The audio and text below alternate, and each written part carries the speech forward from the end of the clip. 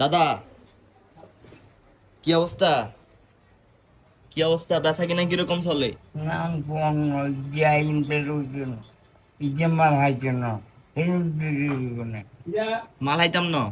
ইজে মাল দুধ নাই ফাউডারটা অবহত না গলি এক নম্বরটা আছে অর্ডার দিলে হাই এমনি ওর কুই মনে করেন যে আয় অন অর্ডার দিয়ে গেলাম, কাল গায়ে নিলাম হাই এমনি এই অন হাইবে এরকম হাই এমনি। সব এক নম্বর এই আচ্ছা, অন কত করে বানাতে করলে আমার বেচার জন্য আর টাকা দিয়ে না সব রাজি আচ্ছা, ঠিক আছে।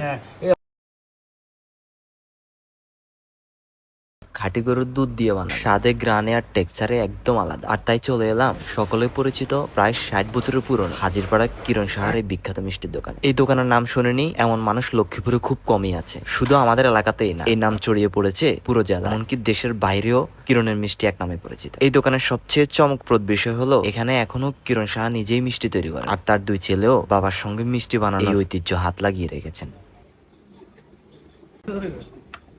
50-60 বছর। করি আর কি।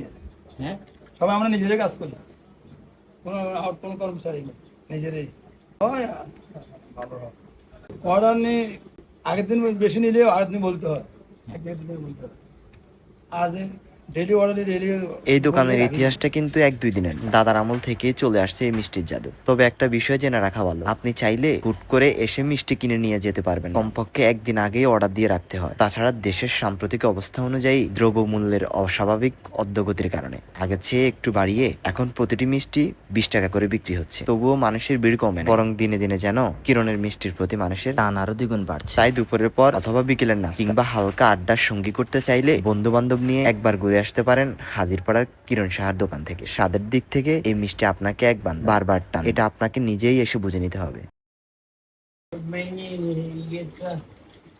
এই মিষ্টি শুধু খাবার না, এটা আমাদের শিকড়, এটা গ্রাম বাংলার স্বাদ আর স্নেহ ভরা ঐতিহ্য। যে একবার খেয়েছে সে জানে কিরণের মিষ্টির মধ্যে একটা নেশা আছে, যেটা মুখে নয় লেগে থাকে মনে। তাই যদি কখনো হাজিরপাড়া হয়ে যান, চোখ বন্ধ করে ঢুকে পড়েন এই ছোট্ট দোকানটা, কারণ এখানে একটা সময় থেমে আছে যেখানে মিষ্টির সঙ্গে মিশে আছে 60 বছরের ভালোবাসা। আল্লাহ হাফেজ।